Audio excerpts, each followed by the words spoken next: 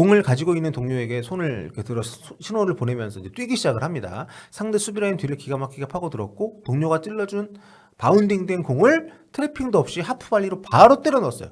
오른쪽 어깨 뒤에서 오는 걸 오른발로 바로 이렇게 넣는 거는 굉장히 대단한 거고, 아쉽게 간발의 차이로 이제 사후 옵사이드 VAR 확인이 되면서 골 취소가 되긴 했지만 굉장히 인상적인 순간이었고요. 옌스의 선발 데뷔전, 폴란스키 감독 대행 데뷔전의 발견이었다. 깜짝 공격 기용이었는데도 전도 유망한 방식으로 팀의 역동성을 불어넣었다. 뉘른베르크에서 영입된 옌스의 침투는 앞으로 몇 주 동안 이 팀의 중요한 요소가 될 전망이다. 아깝게 취소된 골 장면은 옌스가 득점력도 갖추고 있다는 걸 보여준 좋은 장면이었다. 안녕하세요. 볼리TV 성욱입니다. 대한민국 대표팀 선수로 A매치 데뷔전을 치른 옌스 카스트로프 선수. 지난 미국 원정에서 상당히 인상적인 두 경기를 치렀었죠. 미국전, 멕시코전. 자, 이번에는 독일 분데스리가 1부에서 선발 데뷔전을 치렀습니다. 주말에 레버쿠젠 원정을 떠났던 보르시아 메넨글라드바흐에서 선발로 나왔고 또 굉장히 뜻밖의 낯선 자리에 기용이 좀 됐습니다. 하지만 상당히 호평을 받았기 때문에 이 얘기를 정리를 좀 해볼 텐데요. 먼저 대표팀 얘기를 간단히 해보죠. 네, 긍정적인 모습. 9월 대한민국 국적으로 A매치 첫 소집이 돼서 데뷔전까지 아주 깔끔하게 치렀던 옌스 카스트로프인데, 독일 유력 언론이 대놓고 저격 기사를 올리기도 했었어요. 9월 10일자 기사인데요. 빌트지입니다. 빌트지. 네, 김민재 선수 관련해가지고 우리한테 굉장히 친숙한 그런 매체인데, 보시면은 글라드바흐 대신에 대한민국, 네, 카스트로프의 월드컵 딜레마가 있다, 이런 제목으로 한국 대표팀에서의 카스트로프 선수의 이제 활약 소식을 전하면서, 하지만 옌스의 월드컵 드림이 글라드바흐에서의 주전 경쟁 자리를 담보로 한 것일까? 뭐 이렇게 질문을 던지면서 스스로 이렇게 자문자답하는 형식의 기사인데, 팩트는 이렇다. 대한민국 대표팀 다녀오느라 A매치 휴식 기간 동안 진행된 훈련이나 샬케와의 친선 경기에서 세오안의 감독에게 눈도장 찍을 기회를 놓치면서 15일 브레멘전 출전 기회도 놓칠 것 같다, 이겁니다. 미국 원정 이후 옌스 소속팀 훈련 복귀는 빨라야 금요일이 될 거다. 시차 적응까지 감안하면 브레멘전 못 나올 것 같다는 거죠. 게다가 이런 상황은 10월과 11월 A매치 주간에도 달라지지 않을 거다. 옌스가 월드컵 꿈을 버리지 않는다면 국대 경기를 위해서 아시아로 계속 긴 원정을 다녀와야 하기 때문이다. 그러니까 대한민국 대표팀을 선택을 했고 A매치 소집 때마다 먼 원정을 갔다 와야 되기 때문에 글라드바흐에서 소속팀에서의 주전 경쟁이 좀 어려워질 거다. 주전 경쟁을 포기하고 대표팀을 택한 거다. 뭐 이런 뉘앙스의 기사인 거죠. 그러면서 지금 글라드바흐의 상황이 스칼리가 근육 부상으로 빠져 있기 때문에 오른쪽 풀백 자리가 비어 있어서, 원래 옌스가 대표팀에 안 갔다면 오른쪽 풀백으로 브레멘전에 나왔을 수 있을 거다. 뭐 이런 내용입니다. 쌀케하고 친선 경기 때 옌스가 없어가지고 그 자리에 21살의 어린 프라울로가 대신해서 뛰었었다. 그리고 세완의 감독에게 오른쪽 풀백의 3옵션은 케빈 딕스다. 이런 식으로 카스트로프가 지금 유사시에 라이트백으로 주전 경쟁을 할 수가 있는 기회가 있었는데 이걸 놓쳤다. 뭐 이런 얘기인 거죠. 옌스는 슈투트가르트에게 0대1로 진 경기에서 감독에게 어떤 포인트도 얻지를 못했다. 교체 투입된 후에 실점의 빌미를 제공했다. 하지만 글라드바흐 단장은 옌스가 어리기 때문에 실수할 수 있고 그걸로 비난하진 않고 있다. 학습 과정이고 잘 버텨낼 거다. 이렇게 변호했다. 여기까지가 기사 내용입니다. 좀 악의적이죠. 국대 소집이 소속팀 경쟁에 누가 된다는 이런 시선은 정말 구닥다리입니다. 요즘에 이런 식의 평가 분석을 한다는 것은 굉장히 게으른 저는 분석이라고 보고요. 수많은 선수들, 당장 과거의 손흥민, 현재 이재성이 있죠. 우리 대표팀 보더라도. 특히 분데스리가는 또 일본 대표 선수들이, 전현직 선수들이 많이 좀 거쳐갔던 곳이기 때문에 국대 소집 자체만으로 소속팀에서 주전 경쟁이 어렵다. 이거는 어불성설입니다. 국적 변경에 따른 견제와 저격으로밖에 읽히지 않는 그런 기사예요. 이런 가운데 또 빌트에서 언급한 카스트로프가 세오안의 감독이 눈도장 못 받았다고 언급했던 바로 그 세오안의 감독이 경질이 됐습니다. 그러면서 빌트의 악의적인 전망은 현실이 되지 않을 가능성이 높아졌죠. 여기 기사에서 언급했던 15일 브레멘전은 빌트지의 예측이 맞았어요. 결국 카스트로프는 벤치 명단에 들어갔지만 이날 경기를 못 뛰었습니다.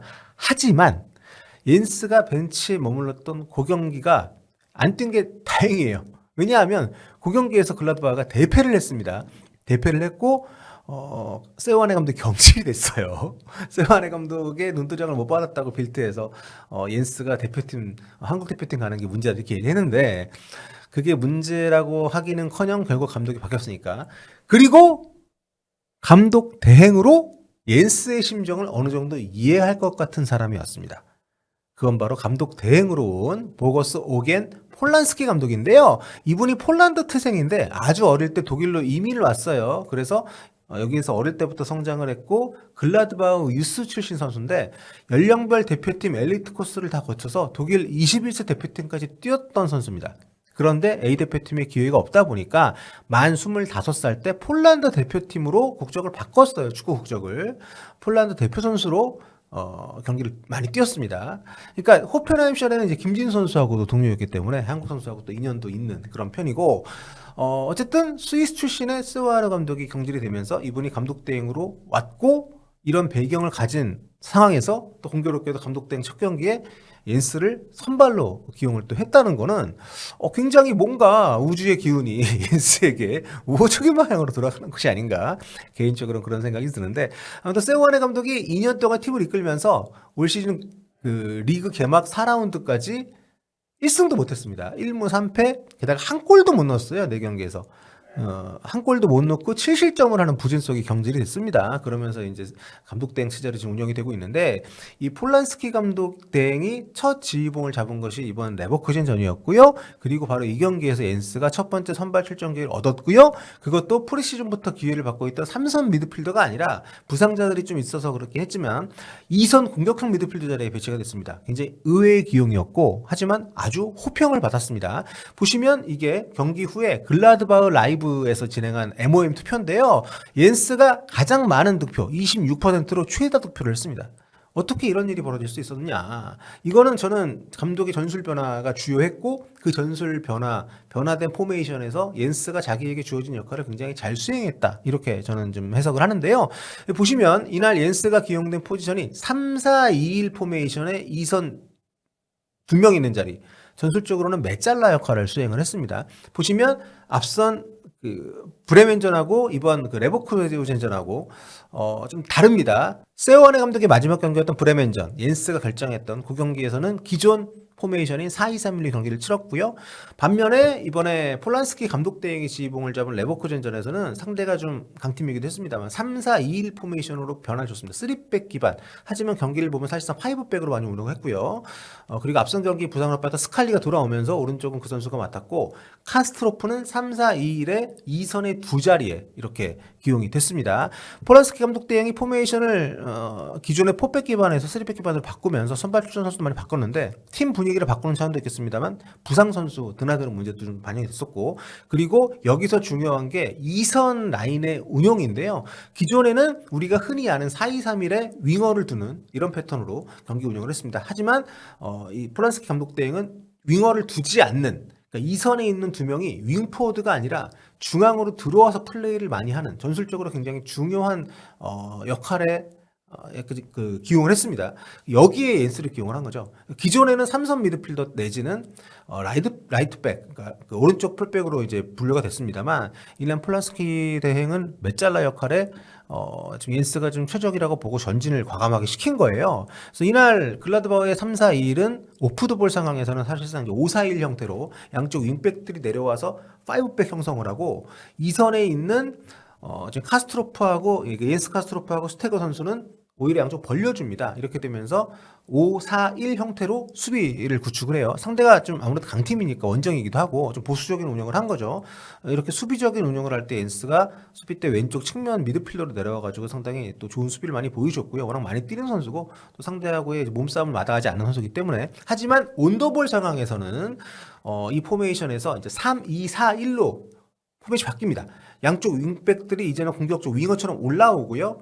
2선에 있는 옌스 카스트로프하고 슈테거는 안쪽으로 좀 들어와서 플레이합니다. 상대적으로 슈테거는 조금 더 오른쪽으로 가긴 했습니다만은 아무튼 이런 형태 윙백들이 윙어처럼 전진하고 옌스가 안쪽으로 들어오는 형태가 되면서 그러니까 메잘라 이탈리아 말이죠. 하프 윙이라는 그렇게 번역할 수 있는 그런 전술적인 역할인데 이 포지션의 정의대로 옌스는 수비 때는 윙어 자리 공격되는 중앙으로 들어와서 플레이하는 하프스페이스 공간에서 상당히 볼을 터치를 많이 시도하고 또 박스안 진입을 시도하는 이런 플레이를 좀 임무로 부여를 받았는데요. 이걸 굉장히 잘해줬습니다. 활동량뿐만 아니라 축구 지능이 굉장히 높아야 되는 자리인데 전성기 바르셀로나의 4-3-3 기반으로 봤을 때는 차비하고 이니에스타가 뒤에 부스케츠 놓고 메잘라로 뛰었는데 좀 다릅니다. 메잘라라고 둘 다 볼 수 있지만 역할 자체가 많이 달라요. 글라드바흐는 역습 위주의 경기 운영을 하면서 이 위치에 있는 선수들이 볼터치 자체가 많지 않았기 때문에 오프더볼 움직임 상당히 좀 중요했었고, 아무튼 옌스는 실제로 볼터치가 이날 굉장히 좀 제한됐습니다. 기록을 보면 이날 그래도 꽤 긴 시간을 뛰었음에도 불구하고 볼터치가 많지 않았어요. 전체적인 주요 기록을 쭉 살펴보면 볼터치가 28번이었습니다. 72분 동안 뛰면서 박스한 볼터치는 한 번밖에 없었고요. 그러니까 전체적으로 팀이 그렇게 주도하는 경기를 했던 팀은 아닙니다. 이날 경기 결과는 1대1이었지만 추가 시간에 동점골을 간신히 넣었던 경기 운영을 했으니까 그만큼 옌스 선수가 볼을 갖지 않은 상황에서 상당히 팀에 필요로 하는 어떤 공간을 찾아 들어가는 움직임들을 상당히 잘해줬다는 거로 볼 수 있습니다. 특히 팬들의 이런 MOM 투표에서도 많은 투표를 했던 것에서 볼 수 있듯이, 그래서 공격 상황에서도 공을 갖고 전진하기보다는 오프더볼 움직임으로 이제 박스를 타격하는 침투를 한다고 제가 말씀드렸는데, 이게 굉장히 좀 위협적인 장면을 많이 만들 수 있고 이게 옌스의 강점이라고 생각합니다. 우리 대표팀 왔을 때도 이 선수가 왼쪽 측면과 왼쪽 하프스페이스 공간에서 상당히 그 박스 안쪽으로 튀어 올라가는 움직임들을 많이 좀 갖거든요. 그러니까 요거를 굉장히 감독 대행이 이번에 잘 활용을 한 거죠. 대표팀에서도 좀 유용하게 활용할 수 있는 전술적인 팁이라고 저는 생각을 합니다. 아무튼 이날 이 역할을 굉장히 옌스가 잘했던 두 장면이 있었는데요. 먼저 이제 골 취소 장면이 있었습니다. 공식 기록에서는 이제 슈팅이 0개로 되어 있는데 실제로 골망을 흔들 적이 있어요. 슈팅으로. 전반 22분인데 공을 가지고 있는 동료에게 손을 이렇게 들어 신호를 보내면서 이제 뛰기 시작을 합니다. 상대 수비라인 뒤를 기가 막히게 파고들었고 동료가 찔러준 바운딩된 공을 트래핑도 없이 하프발리로 바로 때려 넣었어요. 오른쪽 어깨 뒤에서 오는 걸 오른발로 바로 이렇게 넣는 거는 굉장히 대단한 거고, 아쉽게 간발의 차이로 이제 사후 옵사이드 VAR 확인이 되면서 골 취소가 되긴 했지만 굉장히 인상적인 순간이었고요. 전반 39분께는 왼쪽 측면에서 기막힌 개인기를 상대 제치면서 이제 공격 전환 과정에서 아주 중요한 역할, 기막힌 공간 패스로 슈팅까지 만들어줬어요. 골은 안 됐지만 이게 골 들어갔다면 어시스트 기록이 될 수 있는, 전술적으로 감독이 맡긴 역할을 굉장히 제대로 수행을 하고 있다, 이렇게 볼 수 있는 장면들이 이 두 장면에도 몇 차례 나왔습니다. 주요 기록 봤을 때 수치만 보면 그렇게 인상적인 기록은 아니에요. 실제로 AI 평점도 뭐 옌스는 6점대로 팀 내 하위권 나왔고요. 하지만 경기 본 사람들은 옌스의 활약상이 어땠는지를 잘 알고 있습니다. 이거는 첫 지휘봉을 잡은 폴란스키 감독 대행의 노림수 덕분이라고 봐야 되고요. 아무튼 이날 상대팀은 올 시즌에 흔들리고 있다고는 하더라도 테나 감독 경질도 하고 좀 어수선하긴 합니다만 그래도 분데스리가 강호인 레버쿠젠입니다. 또 원정이었고요. 여기 가서 승점을 따왔고 이 경기에서 팬들이 MOM 투표 1위를 줄 정도의 모습을 보였다는 거는 앞으로도 기대하기 충분한 그런 가능성을 보여줬다. 자, 이번 경기 현지 주요 매체 평가를 좀 살펴볼 텐데, 먼저 키커즈입니다. 평점 3점. 여기는 낮을수록 높은 거죠. 양팀 통틀어가지고 전체 2위예요. 메넨글라드바흐의 엘베디, 센터백 엘베디 선수가 이제 혼자 2.0 받으면서 단독 1위고, 그 다음으로 높은 평점이 옌스입니다. 그리고 이제 빌트지의 평점은 3점 받았고요. 여기도 상위권이에요. 좋은 점수 받았고, 그 다음에 이제 글라드바흐 라이브에서는 이제 평점하고 평가를 같이 매겼는데 여기는 최고 평점입니다. 센터백 엘베디 그리고 이선에 나온 옌스 카스트로프, 이 두 선수만 평점 2점이에요. 뭐라고 평가하는지 보겠습니다. 옌스의 선발 데뷔전, 폴란스키 감독 대행 데뷔전의 발견이었다. 깜짝 공격 기용이었는데도 전도 유망한 방식으로 팀의 역동성을 불어넣었다. 니른베르크에서 영입된 옌스의 침투는 앞으로 몇 주 동안 이 팀의 중요한 요소가 될 전망이다. 아깝게 취소된 골 장면은 옌스가 득점력도 갖추고 있다는 걸 보여준 좋은 장면이었다. 아주 굉장히 좀 인상적인 평가를 내렸죠. 이번 주말에는 프랑크푸르트하고 또 홈경기가 있습니다. 여기도 강팀이에요. 부상자 상황도 영향이 좀 있겠습니다만 이번에도 대행 체제에서 선발로 나올 가능성이 좀 높지 않을까. 워낙 잘했고 또 프랑크푸르트와의 경기도 아무래도 좀 한 수 적고 가야 되는 경기이기 때문에 프랑크푸르트가 올 시즌에 바이에른 뮌헨 다음으로 많은 골, 유의하게 바이에른 뮌헨하고 프랑크푸르트만 두 자릿수 골을 지금 넣고 있거든요. 수비적으로 아무래도 좀 그 이번에 5백 형태를 또 차용을 할 가능성이 있기 때문에 재기용 가능성도 좀 있지 않을까. 지난 시즌 뉘른베르크에서도 주전 공격수들이 이탈을 했을 때 요이치 수행을 몇 차례 했었던 옌스입니다. 물론 본인의 넘버원 옵션은 아니라고 합니다만 저는 이 선수의 기질적인 부분이나 또 메시지든 공격 포인트를 꾸준히 양산해왔던 부분들을 봤을 때 이 역할이 굉장히 좋은 또 계기가 될 수 있을 거라고 보는데 아무튼 좀 지켜보면 될 것 같고요.